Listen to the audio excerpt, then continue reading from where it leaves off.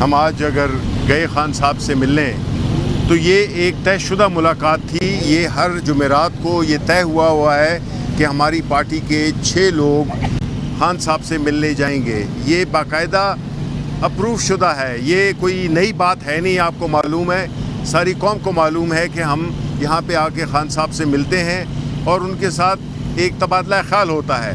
اب ہم سیاسی جماعت, سیاسی آفس ہولڈرز ہیں جس میں کہ سینٹ کو ریپرزینٹ کر رہے ہیں اور نیشنل اسمبلی کو ریپرزینٹ کر رہے ہیں. ایسے حالات میں اگر ایک سپرڈنٹ اور ایک ڈپٹی سپرڈنٹ آ کے وہ ہمیں دھمکی دیتا ہے کہ قانون پڑھتا ہے کہ جی اگر آپ نے سیاسی گفتگو کی تو پھر قانون اپنا راستہ لے گا.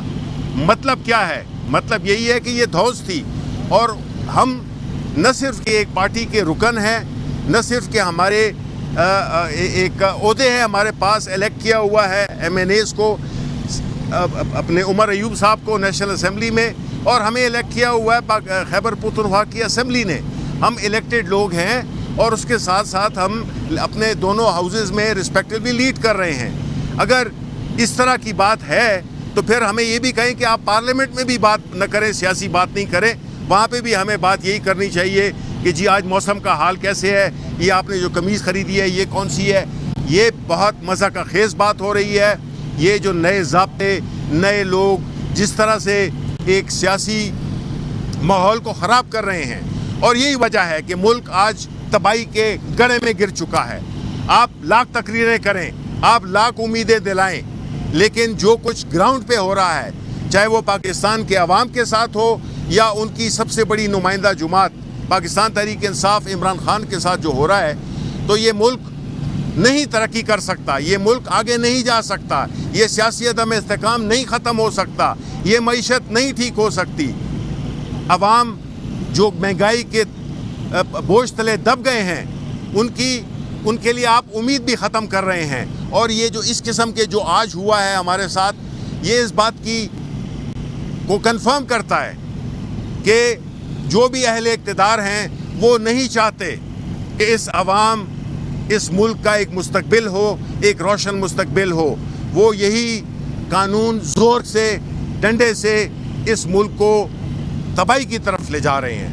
اور یہ بالکل ہماری جو سیاسی جدوجہد ہے, ہم نے قانون اور آئین کے درمیان رہتے ہوئے اپنی سیاست کی ہے.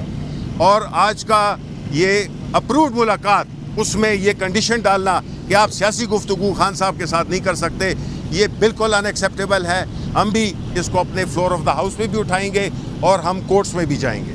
میں یہاں پہ اپنے تحریک انصاف کے جتنے ایکٹیوسٹ ہیں ان کو دلی مبارکباد پیش کرنا چاہتا ہوں. 13 اگست کی شب, 14 اگست کو آپ نے جشن آزادی, حقیقی جشن آزادی آپ نے منائی, اور انشاءاللہ تعالی آپ کی اس جستجو کی وجہ سے, اور بالخصوص آپ کے پنجاب کے, سندھ کے اور بلوچستان جہاں پہ فسطیت کا بازار گرم تھا, لوگوں کو صرف پاکستان کا جھنڈا اور پی ٹی آئی کا جھنڈا لہرانے کے اوپر ان کے اوپر ایف آئی آر ہوئی ہیں جس کو ہم لوگ کنڈیم کرتے ہیں.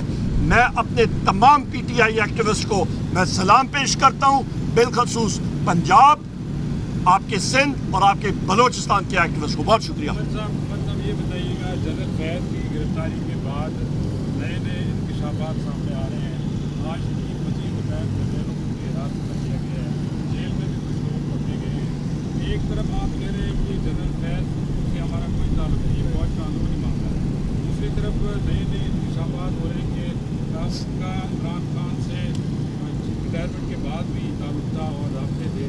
تو کیا کہیں گے اس پر؟ 9 مئی کا بھی اس پہ الزام ہے کہ وہ بھی براہ راست کیا ہے آپ کا؟ بڑا اچھا سوال ہے. جنرل فیض حمید صاحب کے حوالے سے جو آپ بات کر رہے ہیں, وہ آرمی ایکٹ اور فیلڈ جنرل کورٹ مارشل, وہ اپنا راستہ خود اختیار کرے گا. اس ڈپارٹمنٹ کا ایک ڈپارٹمنٹ ہے آرمی مسلح افواج بھی, وہ خود بخود اپنا راستہ اختیار کرے گا, اور قانون اپنا ان کے پاس حق ہے جانے کا ہائی کورٹ میں. جہاں تک وزیر اعظم عمران خان صاحب کی بات ہے, وہ تو وزیر اعظم تھے اور دلوں پہ آج بھی رائج کر رہے ہیں. آپ یہ دیکھیں کہ جن لوگوں کو فوج کے بارے میں معلوم نہیں, ڈی جی آئی ایس آئی جو ہے وہ اپنا چپڑاسی بھی نہیں رکھ سکتا, وہ محرون منت ہوتا ہے آرمی چیف کے. D G I S I ریڈیٹڈ پاور لیتا ہے آرمی چیف سے. اس وقت آرمی چیف تھے جنرل باجوہ. تو جو چیزیں بھی ہوئی ہیں تو جنرل باجوہ صاحب سے پہلے پوچھیں کہ جی آپ کے کمانڈ کے نیچے بحیثیت آرمی چیف یہ چیزیں کیوں ہوئی. نمبر ایک، اس پہ کور کمانڈرز بھی ہیں، اس پہ جنرل فیض بھی ہیں، اس پہ بہت سارے، یہ سارے کے سارے جو ہیں پھر ساروں کو سامنے آنا چاہیے. اور فیلڈ جنرل جی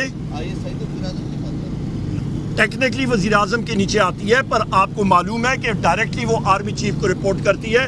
اور دوسری چیز یہ ہے کہ سرونگ جنرل اس کو لیڈ کر رہا ہے. صرف ایک بار تاریخ میں جنرل کلو صاحب، محترمہ بے نظیر بھٹو صاحبہ کے ٹائم پہ DGI ایک ریٹائرڈ جنرل تھے، ورنہ ہمیشہ سرونگ جنرل ہوتا ہے. جو سرونگ جنرل ہوتا ہے وہ آرمی چیف کے تابع ہوتا ہے، گو کہ آپ کے آئین اور قانون میں وہ وزیر اعظم کے تحت آتا ہے. وزیر اعظم کو تو اس کو تو یہ نہیں پتا کہ وہاں پہ رستہ کہاں پہ ہے، وہ تو وہاں پہ دیکھ کے، جو ہمارا ابھی کا فارم 47 کا وزیر اعظم ہے، وہ تو ایک حوالدار صاحب آ جائیں اس کو وہ 3 بار سلوٹ کر کے تو سائڈ پہ وہاں پہ کرسی پہ بٹھاتے ہیں.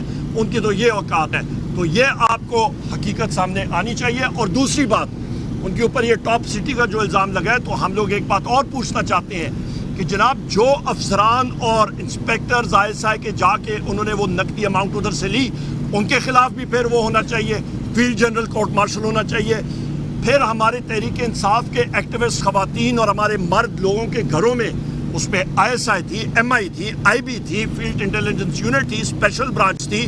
یہ جا کے وہاں پہ ان کے گھروں میں توڑ پھوڑ ہوئی ہے، چوریاں ہوئی ہیں. تو اس وقت کے جو بھی آپ کے سربراہان ہیں ان ساروں کے خلاف FIRs اور فیلڈ جنرل کورٹ مارشل ہونا چاہیے. ایک آپ نے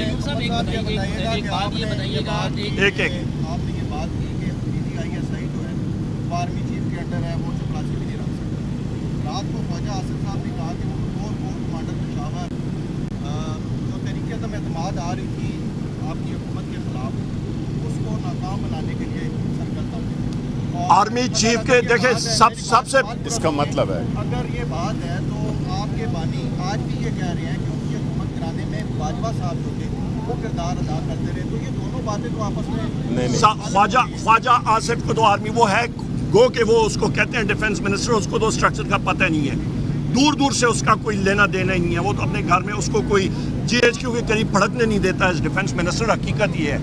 نمبر ایک، اس کو تو میرا خیال ہے کسی ڈیٹ آفس میں کوئی نہیں آنے دیتا. دوسری اہم بات یہ ہے کہ وہ ایبٹ آباد میں ایک اینیمل ٹرانسپورٹ ہے نا، وہاں پہ آپ کی جہاں پہ خچریں وہ سیاچن کے لیے رکھتے ہیں، وہاں پہ اس کو نہیں گھسنے دے کوئی. نمبر ایک. نمبر دو، آپ والی بات، جو DGMI ہوتا ہے یا DGI ہوتا ہے وہ ڈائریکٹلی تابع ہوتا ہے آرمی چیف کے. تو لہٰذا جنرل باجوہ سے یہ سوال ضرور پوچھیے گا. بہت شکریہ. Thank you.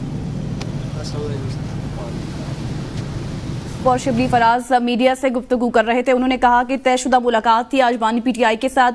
ہم پارٹی کے رکن ہیں، عہدے پر ہیں، بلکہ ہم الیکٹڈ لوگ ہیں. انہوں نے مزید کہا کہ پولیس اہلکار ہمیں آ کر دھمکی دیتے ہیں.